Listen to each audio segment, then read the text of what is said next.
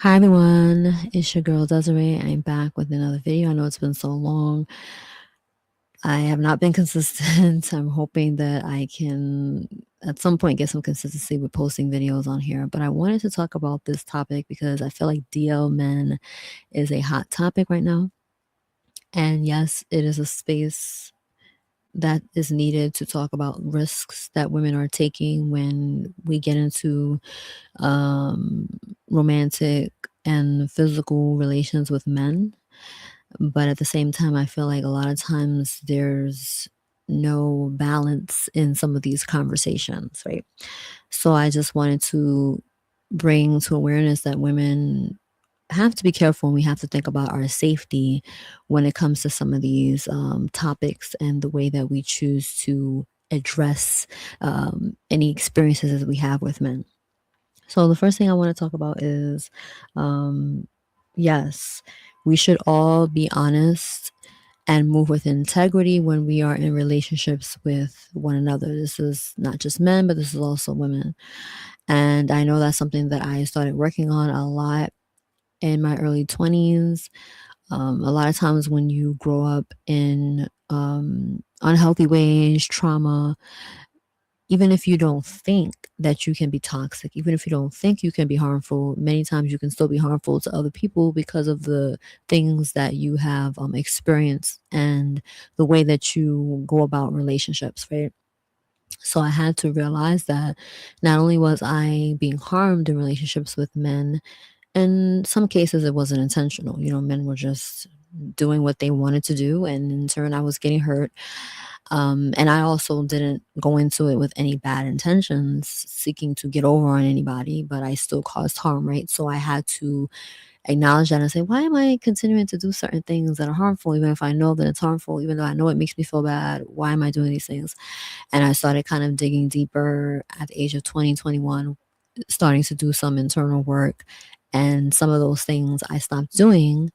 And I'm continuing as I'm now older to learn to be a person more and more of honesty, right? And that's not always easy. Sometimes we are not always confident in um, bringing our full selves, not just in romantic relationships, but at work and, in many different areas. And of course, there's a balance. So I'm not saying you need to just be honest to the point where you have to expose your whole self to somebody you don't even know. Obviously, you slowly unravel. But when it comes to intimate relationships in this particular conversation, romantic, where you are joining bodies together, you need to be honest and there needs to be a level of integrity on both ends. And I believe that another reason why sometimes these issues come up is because we move too fast, right? So sometimes we don't take our time to really get to know people. So now we're not being fully honest, not always because we have bad intention, but because you just met this person. So you just jump right in to intimacy without fully getting to know somebody. And then there comes the, oh, I didn't know that this person um, had a child. I didn't know this person was already in a relationship, and obviously people should tell you these things. But if you just met them and you didn't even wait a month or two or three before you slowly unravel things and you, not even just secrets, but just the person's personality, their temperament, who they are as a person, what they've been through, their family history, you don't know these things right off the bat. And even if you do learn them right away, you still need to give time because you need to see people's patterns. You need to see people's behavior, right? So it's very important to take our time. And a lot of times we don't take our time, we jump head on into situations. And this also is where things come up where it's like, oh, I didn't know this. Why didn't you tell me this? Et cetera, et cetera. So it is important for us to be honest and move with integrity, but it's also important for us to take our time and get to know people, not just for our safety, but for the other person's well being as well. Because when you rush into anything, a lot of times you just don't always think clearly. And in most cases, you're not making the best decisions for yourself and for the other person, right? A lot of people, they say, oh, it's all about self, all about self. And yes, you have to think about yourself.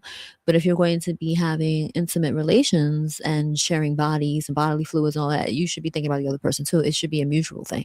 That's just my opinion. Hey, I don't know. So that's kind of what I wanted to start with. That is important. It is important to be honest, and people should have a right to consent, and people should be able to choose what they are consenting to.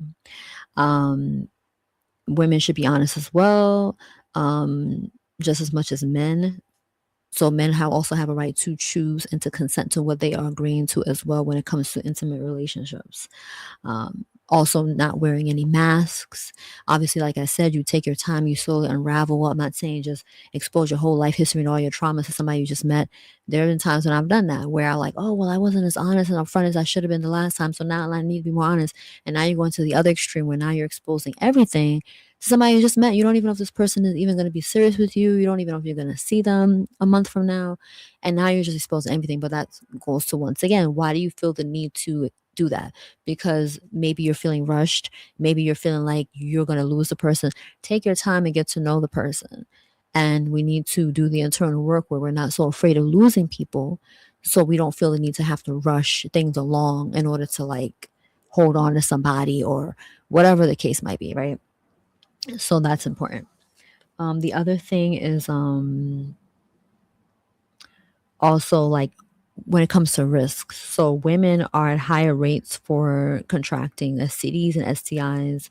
Same with yeast infections, BV, and overall bacteria. Even bacteria that may not necessarily be bad, but everybody has their own microbe biome, system set up. I'm not a doctor, so, but everybody has their own system set up, right? So we do have to be careful as women what we are exposing ourselves to. Everything isn't always about, oh, he's dealing with other people. No, he can be only dealing with you and you're still being exposed to things, right? So we do have to be careful because of our anatomy.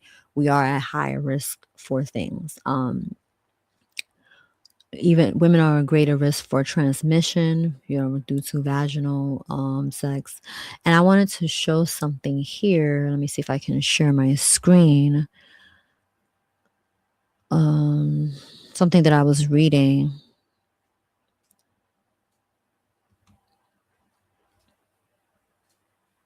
Okay, so this is something that I found from Stanford, and I was reading it. And they were talking about meta-analysis. Meta-analysis, this is something I learned when I was in college because I went to college for sociology, at least my undergrad. I really like sociology. It's something I want to get back into because I really like data analysis, methodology, all that stuff. I had to do that when I was in college, coming up with a research proposal, doing surveys, my methodology, putting my stuff together, talking about your limitations. Yeah, those who are into research know what I'm talking about, right?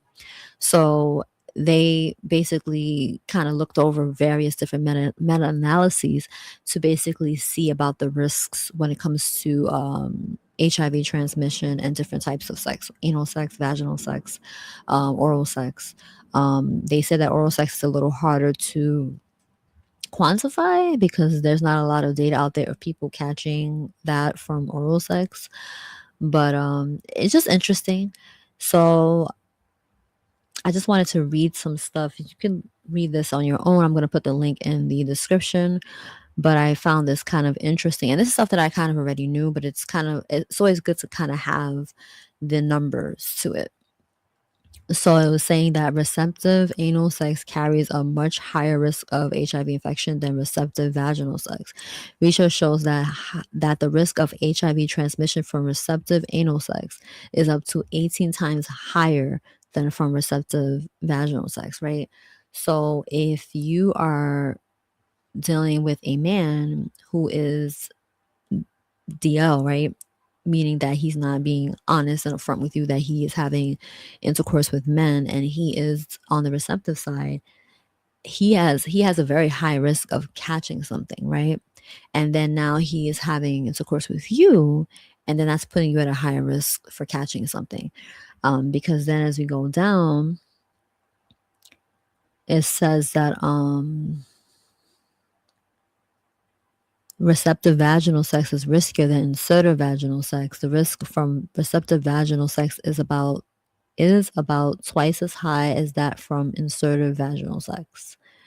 Yeah, so the person that is receiving, which is the woman, because you have the vagina, you are at a higher risk for catching something than the man who is inserting his penis in you, who is the inserter, right? He's not the receptive person. So if you are already at high risk for catching something because you are a woman and then he's now dealing with men, now there's still a risk if he is also inserting as well into a man.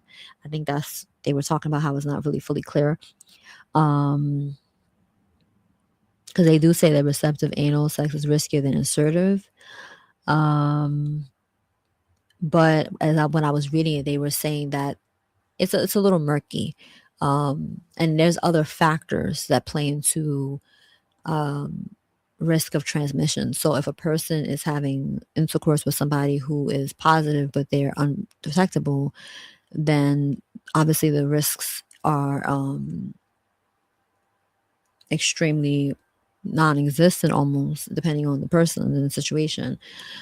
So if a man is having intercourse with a woman who is positive, who is undetectable, there's no real risk there. And I believe it's the same vice versa. Now, for anal sex, I'm not sure. I'm not fully sure about that. But undetectable, there's really no real transmission risks. Now, they were saying that if the woman is menstruating, that can raise the risk, things like that. If a woman has BV or some type of vaginal infection, that can raise her risk of catching something. So they mentioned that there's other factors. So that's why everything is a case by case basis as well. Of course, the averages do matter, but then people need to also look at their case by case situation with who they are having sexual relations with, their situation and also the other person's situation.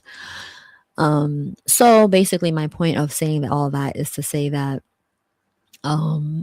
if you as a woman are at high risk, and obviously this is not the only thing, there's many other things: gonorrhea, chlamydia, syphilis. There's other risks as well, HPV. So I'm just talking about this because this is one of the main things that people tend to be concerned about. So um, let me stop sharing my screen. Yeah, but that's one of the things that people are concerned about. So it's important to understand these things and to discuss these things. So it is important to talk about men being DL because it does put women at risks. So I understand the need for the conversation. And also, like I said at the beginning, that people should be able to consent to what kind of relationships they're getting into. So some women are okay with men who are bisexual. Some men who are DL are just completely gay. They're just covering it up. It depends obviously on the person. Some women are okay with these things, but that should be something that the woman should be able to consent to. But if she's not aware and then she's put at risk, then that's unfair to her. And I also wrote something down that I thought was interesting. I said, it's funny because even though men on average are at lower risk of contracting like STDs, STIs, as far as when they're having sex with women, if a woman was to like be you know, dishonest and not be honest with him about, him being exposed to something, whether it be because she's cheating or whether because she has something, whatever, he would be ready to kind of take her out, unalive her, expose her, whatever the case might be. She would be a dirty, rotten human being. But men they do these things all the time where they're constantly putting women at risk for exposure. There's so many wives who have contracted things from their husbands because they thought their husbands were faithful. And obviously that's their husband. So a lot of women are not going to have protection when they're having intercourse with their husbands or their boyfriends, but especially in a marriage. And a lot of women, that's why I find it kind of interesting when women try to shame women who are promiscuous or women who sell their bodies or women who are, ex workers or whatever. Because I'm not saying that you have to agree with that lifestyle. I'm not saying that, but it's interesting. Why would you shame them when you sometimes are at high risk for catching something because you are exposing yourself to your husband? Most women are not using protection. And I even hear women say that, which I think is bizarre because even if you're in a relationship with somebody and it's a committed relationship, you still should be getting tested. But they don't get tested. They think that that's weird. Why would I get tested? I trust my husband. No, you should still get tested if you have a boyfriend or a husband. That's what I would do. Whether I'm in a committed relationship or not, I'm going to get tested. Like, obviously, if you're having unprotected sex with more than one person, which I don't think that you should do, but if that's what you're doing, or even if it is protected, you should be getting tested more often because you have more partners. But even if you just have one partner in an actual committed relationship, that a monogamous relationship, you should still be getting tested, in my opinion. Because something may even come up in their system that maybe they that wasn't there before you started being intimate with them. You know what I mean? Anything can happen. So I think, and then there's things that you can catch even without um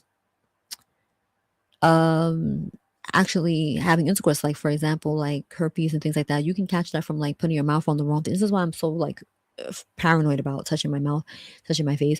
And I have like a bad habit of doing that, and sometimes like I'll scratch my face in a bump will form, or like I'll scratch my lip or whatever and a bump will form. Like my face is very sensitive. And it's never like a sore or anything. It's always just a bump and then it goes away once I like put tea tree oil on it or hot compress. But I always get nervous because like you really don't know what you're touching. You know what I mean? So you just have to be careful. And I remember my godmother used to tell me when I was younger, I was like, "Oh, this boy is so cute. I just want to kiss him."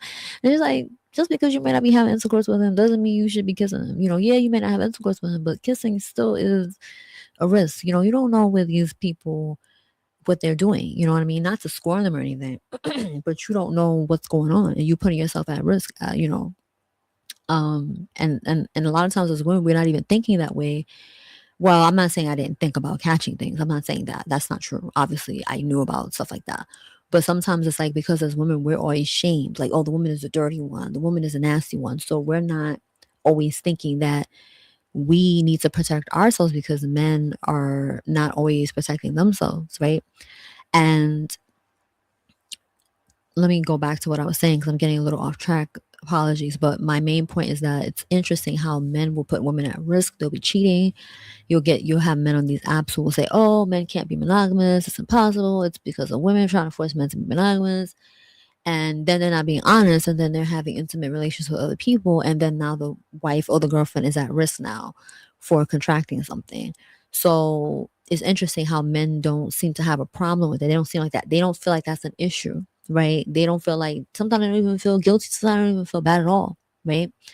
But then if you were to do that to them, they'd be ready to put hands on you. They'd be ready to unalive you. They'd be ready to expose you. So I just find that very interesting how double-sided men are, and how they have so many double standards to how they can treat women. And I'm not saying that women should do it to men. I said that at the beginning, that I think that women, we should be honest with men too. We should have integrity too.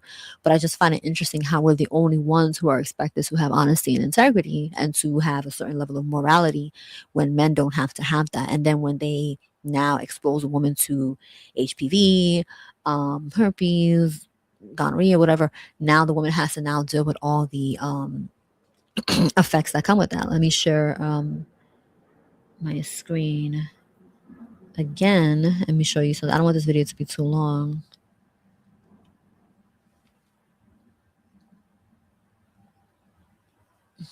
One second. Where is that? I think it's here. Yes, I was looking at this. This is the Office on Women's Health. This is womenshealth.gov. Oh, I think this is actually something that I heard the White House administration talk about when I was listening to something on C-SPAN one time. So it's interesting how things work full circle. But they were talking about sexually transmitted infections, and I had this one open here. It says, how do STIs affect women? Women often have more serious health problems from STIs than men. Chlamydia and gonorrhea left untreated raise the risk of chronic pelvic pain and life-threatening ectopic pregnancy. Chlamydia and gonorrhea also can cause infertility. Untreated syphilis in pregnant women results in infant death up to 40% of the time. Women have a higher risk than men of getting an STI during unprotected vaginal sex, which is what we already discussed. Unprotected anal sex puts women at an even more risk of getting an STI than unprotected vaginal sex.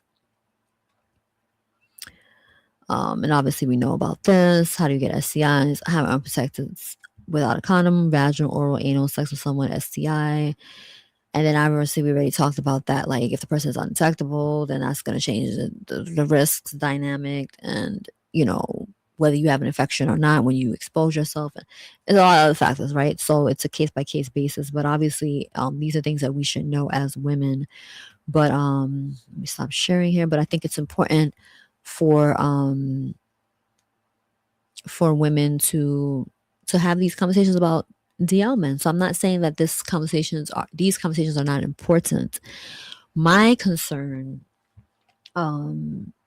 is, well, let me I have two concerns. The first concern is that I feel like sometimes when people get online, and I've done this, where maybe not as a content, not putting out content, but listening to content, where you may have had certain type of experiences. I've never had any experiences as far as like where I found out the man was DL. I've never had this experience. As far as I know, I've never had this experience. I'm not speaking from personal experience, but I've had other type of experiences. And then I'll watch certain YouTube videos, and then I'll get like really like emotionally charged up, and then you get kind of, and then you sometimes you go off the deep end, right? And then you start to generalize, and then all men, not all men, but like, oh, so many men, so many men. And it's true that some things are common among men because of the culture, because of misogyny and social programming and things like that. But we have to be careful that we're not exaggerating things to the point where now it minimizes the importance of the conversation, right? So for example, if we're talking about DV, yes, there are a lot of women who experience DV in relationships, but to say all men are doing DV, well, that's not true, because that was the case, and every woman would have experienced DV, because every single woman in a relationship would be, because every man is a perpetrator, and that's not true. So now that kind of minimizes the conversation, because now people are gonna be like, oh, now you're just overgeneralizing, you're just saying all men, and then they don't take it as seriously, as opposed to focusing on the cases that are actually happening, right? Same thing how with lying. When you lie, it minimizes people taking seriously when people do come out and tell the truth, right? So we shouldn't lie. So I feel like the same thing happens with the DL conversation, where yes, there are men who are DL. Yes, this is a conversation that should be had for many different reasons. Obviously, we talk about the physical aspects of it, and the risks that come to women, but also the emotional, the humiliation, the shock, right? All the different things that women go through because they find out, oh my goodness, this man that I'm having intercourse with is actually having intercourse with men as well. I didn't know this. He didn't tell me this, right? So that needs to be discussed, but not all men are DL. It's getting to the point now where I see it exaggerating, where, oh, if he puts his hands on women, he's DL. No, not all men who are physically abusive are DL. Some men are just abusive because they're just toxic, and a lot of times, if you look at statistics, a lot of times they've been abused as children, right? So let's not like overgeneralize and say all men who are physically abusive to women, who are in DV relationships with women, are DL. Oh, they're taking out their aggression because they really secretly want to be with men, so that's why they're doing it. No, some men are just toxic, and they see women as a weaker, person that they can put hands on, just like how some people are, they do that with children because they feel like children can't fight back. With children is obviously worse because children really don't have agency like women do. But even with women, even though we are adults, we still live in a society that kind of protects men in ways that can put women at a disadvantage. And if a woman is married and she's dependent on the man, right, all these other factors, she has children with him, it becomes very complicated for her to leave. On average, men are stronger than women when it comes to fighting and things like that. So her life is at risks, right? And a lot of women, the biggest time of uncertainty and of her being unsafe is when she's trying to leave a relationship, right? And that's with any relationship, but especially a relationship where there is DV involved, right? Which is why I don't really like getting online and saying, oh, just leave a relationship, because there's usually steps that need to be taken and to ensure the woman is safe in order to leave that relationship, especially if there is harm being involved in that relationship. So um yeah, that stuff, there's a lot more that goes into that, but it's not just because, oh, baby, he's putting his hands on women, so he's DL, or he gets online and he's a red pill guy. He talks about, oh, all women are 304s, and obviously I'm generalizing because not all red pill men online talk the same and say the same things, but there's some overall general themes of, women, they wait until they're older to finally take a man seriously. By then they ran through. Women, by the time they're 35, they hit danger zone. Well, they passed the danger zone or whatever, and now they're washed up. And oh, women are they I don't know. It's just different talking points, right? That these red pill men do. Not all red pill men are DL. Sometimes they just, and some of the talking points that these men are saying may be genuine experiences that they've had with women, but I think it has become to a point where maybe men have felt misunderstood, and they're so angry, and now they're spewing out hateful rhetoric, right? This can happen when you haven't healed, and when you haven't process things, so then you go off the deep end. Like I said, you can be listening to content. You don't even have to be the person creating content. You could be listening to content and you go off the deep end because now it triggers certain things in you based on your childhood trauma, based on things that you've experienced. And now you're like, oh, all men are this and all men are that, so men can fall into that too. And then they get on these apps and then they start going crazy where now, all women are three or fours, all men, it's just ridiculous, right? So all those men are not DL. Sometimes it's just trauma and these men are refusing to deal with it. So it's easier for them to do that. And they're making money too, right? So and the algorithm also encourages it because we live in a society that protects these type of behaviors of men at the disadvantage of women. It just is what it is. But then we also have an algorithm that supports the man hating stuff as well, right? Yes, there's a place to speak out about male behavior, but we have to be careful that we're not going off the deep end either as women and we're saying all men are this, all men are that. And we're saying things that may not even be true. We're saying things that are very scary. Certain things that I've heard online that I'm not going to say, but there has to be a balance, right? So there's a space to talk about DL men, but all men are not DL just because they put their hands on women they because he wore pink. Some men are more into those type of feminine colors. I'm not really attracted to men who wear pink, but some men who do that, and that doesn't mean that they're DL. Now there are some behaviors that are questionable that might be DL, right? And I think there's a space to talk about that because some women genuinely do need to be warned about certain red flags. So I don't think there's anything wrong with talking about that. I just don't like that there's being overgeneralized, and that happens on social media. Same thing with the femininity movement, same thing with so many different things. Same thing with women not wanting to have children and not wanting to get married. All these things are legitimate and there are spaces for that. And I think it's important to have these conversations. But once it hits the algorithm and it gets popular, it gets out of control. And then everybody now wants to jump on it, and then now you have people jumping on it who may be just going off the deep end and just overgeneralizing it. They kind of rage bait, get click and reviews, or they're speaking from a place of pure hate, but there's no real data, there's no real critical thinking and balance behind what they're saying. So we do have to be careful. And I think the DL conversation, the same thing has happened where now it's gotten out of control, where something that needed to be discussed and that was important now has gotten to the point where now everybody's DL. Same thing with narcissism. Everybody's a narcissist. Everybody has narcissistic personality. No, everybody does not have NPD. Yes, we all have narcissistic traits. Yes, we all are on a certain spectrum of narcissism. Even babies, you can see that they can be narcissistic, but they kind of have to be in some ways in order to survive. That doesn't mean the baby has narcissistic personality disorder. It just means that the baby has some forms of narcissism in order to survive. In children, but even adults, we all have some form of narcissism that we have to make sure we're aware of and we address. And there is some sense of self-preservation as well, right? It doesn't necessarily mean that it's always narcissistic. But yes, there are people with NPD, but that's an actual diagnosis. And everybody's not walking around with NPD. Everybody doesn't have antisocial personality. If that was the case, we would all be screwed, right? So everybody's not a sociopath. Everybody's not. So these things become overgeneralized, and then it waters down the seriousness of these conversations because there are people who really do have these things. There's people who actually may even want to get help for these things. But now it's being not taken seriously because one other thing I don't like, people say, oh, I'm bipolar, or sometimes I feel bipolar. Let's not do that because there are people who are suffering with bipolar disorder and it's a serious condition, right? So let's not make light of it and make fun of it. Oh, I have OCD. No, you don't. Some people do, but it's like, you know what I mean? Even with ADHD, I personally think I might have ADHD. So that's why I say it. I've never been diagnosed, but I try not to make light of it because once again, there are people who are actually diagnosed with ADHD, and let's not make fun of that because it's an actual condition. So I think that it's important with the DL conversation to not um, go off the deep end with these type of things. Every man is not DL. Every man is not gay. That's another thing too. Oh, he's gay because he you see how he's standing, you see how he's doing this, you see how he used a straw, you see how he ate a hot dog. It's like, are you serious? Everything is not gay. It's almost like the point, like, and I'm not trying to cape for men right now because this is not about men. This actual video is for women.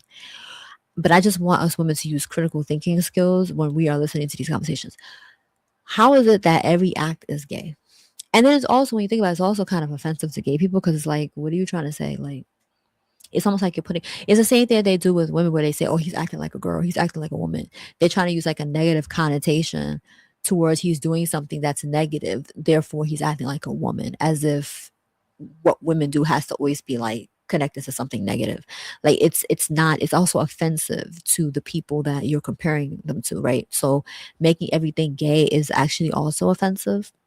This is not about gay people. This is not a video about gay rights. I'm not, this is not, this is, like I said, this is a video for women, but I'm bringing up these points because it gets to the point where it's like, what are we really doing here? You know what I mean? Like, what are we really doing here? So let's not water down an important conversation that needs to be had.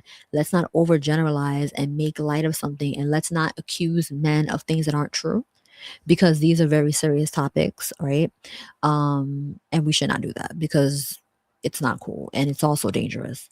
Um, and then the second concern is being harmful, like harm that can be done to women. So as women, you know, you can lose your life. Like a man could take your life for exposing him. So there's nothing wrong. I don't believe anything wrong with exposing red flags. If a woman may think that she's in a deal relationship, so she can see certain red flags, start to question things and say, okay, that's kind of strange. But to expose a man for being DL is very dangerous, in my opinion. It's very dangerous. And that's one thing that I'm seeing women doing in general online, which I think that's gonna be another another video for that. I don't know why women do these things, but you have to be very careful. Oh, I'm dating this guy, Jack here, and he, this is his stays, and I was in a relationship with him and he's DL. The next thing you know, you hear a story about this woman has lost her life, or she's in a coma, or she's severely beaten. We have to be very careful because sexuality is something that's very sensitive to both men and women. When it comes to women, more so, um, when it comes to like how many partners women we have, what kind of sex we've engaged in, what kind of men we've had sex with, what have our experiences been like, how many children do we have, especially if it's out of wedlock. Those type of things are very sensitive because women, we can be shamed, right? Regarding those things. Oh, you've had that many partners, that many bodies. Oh, you had a baby outside of wedlock, especially multiple babies outside of wedlock with multiple men. These are things that women are shamed about. Oh, you sold your body. Oh, you, you know, used to be an ex-worker. Um, Even if you didn't actually sell, you know, like sex per se, maybe you were just like a dancer, but it's still considered to be X work and it's still taboo, right? So women are shamed for these things. So that's kind of how it is when it comes to sexuality with women. And this is why women also shame each other. Sometimes women will shame you much more than men will, to be honest. But when it comes to men, their thing is more so, at least from what I've noticed, and I'm not speaking for men because I'm not a man. Shocking, right? I've had women say I'm a man, but I'm actually a woman. I know it's shocking, but you know, I'm actually a woman. No, let me stop being facetious. But on a serious note, like men, from what I've gathered, their sexuality thing is, you know, them being questioned of their heterosexuality. Like, I don't even know if that's even a word, heterosexuality. You know, them being heterosexual, that is an important thing for them. So if a man is accused of being with men, that's a major thing because men get shamed. Men could even get harmed physically by other men for being gay, right? And for being bisexual. They could be verbally harassed. They could be verbally abused. They can be ostracized. They can be excluded from other men. Other men will not want to hang out with them anymore. But like I said, they can also be physically harmed, right? They can be pushed out of opportunities where people don't want to work with them, even though that's not supposed to happen, right? But these things happen. And I don't think that men have to necessarily agree with um homosexual relationships and stuff like that. I don't believe that they have to necessarily agree with it, but I don't agree with them shaming men or putting their hands on men or harming other men who choose to be with men. I don't agree with that. I don't agree with violence towards anybody for whatever they choose to do, as long as they're not bringing harm to other people. I don't agree with putting your hands on people because they choose to make certain sexual decisions that are consensual. I don't agree with that.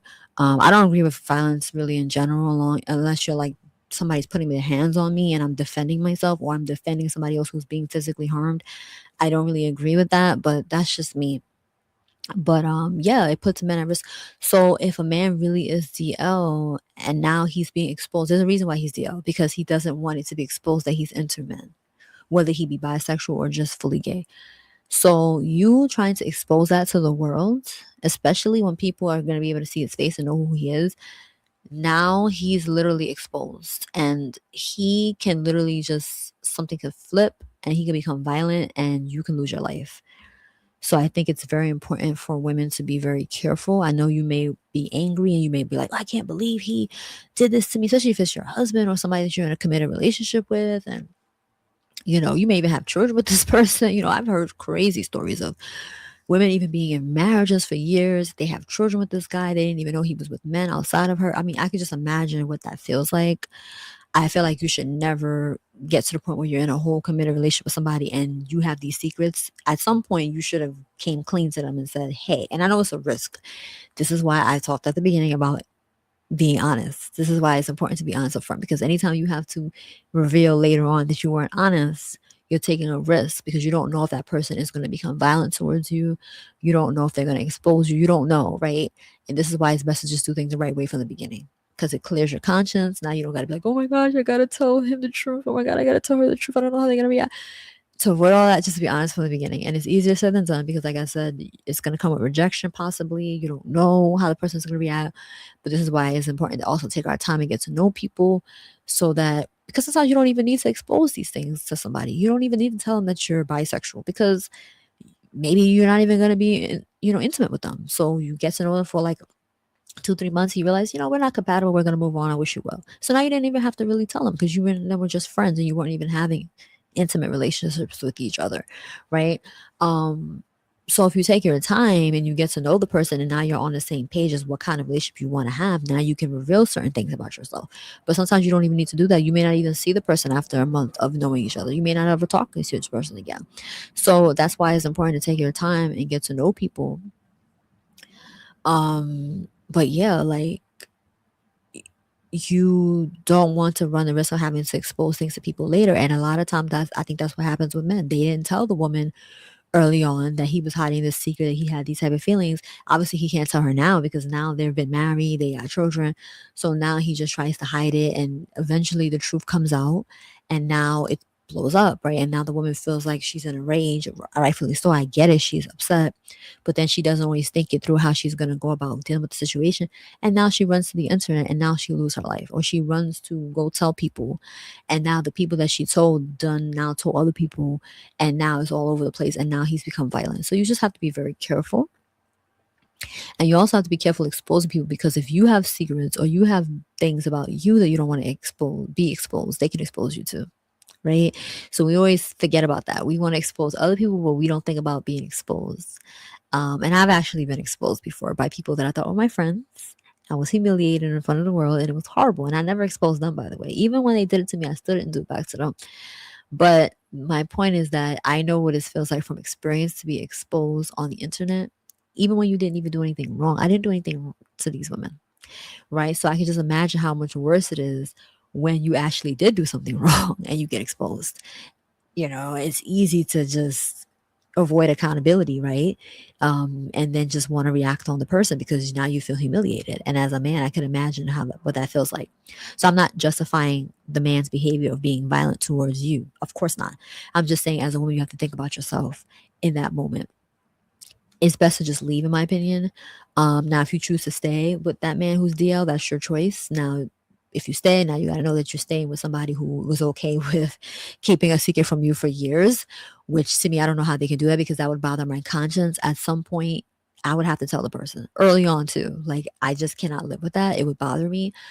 Um, but like I said, the longer you wait, the harder it is to tell, I guess. So it makes sense.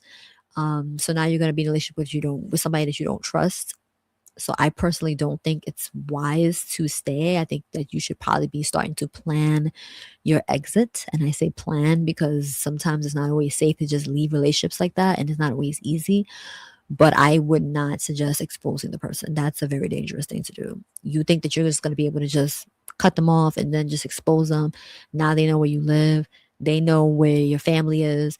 They've dated you. They know your weaknesses. They know your common areas that you go to and frequent. They know where you work. And they know your temperament, your personality. They know so much about you. So why would you not think about your safety? So I get it. I get why people get into a rage and do it, but it's not wise, in my opinion. So, ladies, be very careful. Be very careful of exposing men. I think these conversations are important to be had, but Yes, be careful. So anyways, I'm gonna stop here. This video was long enough. I didn't want it to be this long, but yeah, let me know what you think in the comments, and I will talk to you again soon. Bye.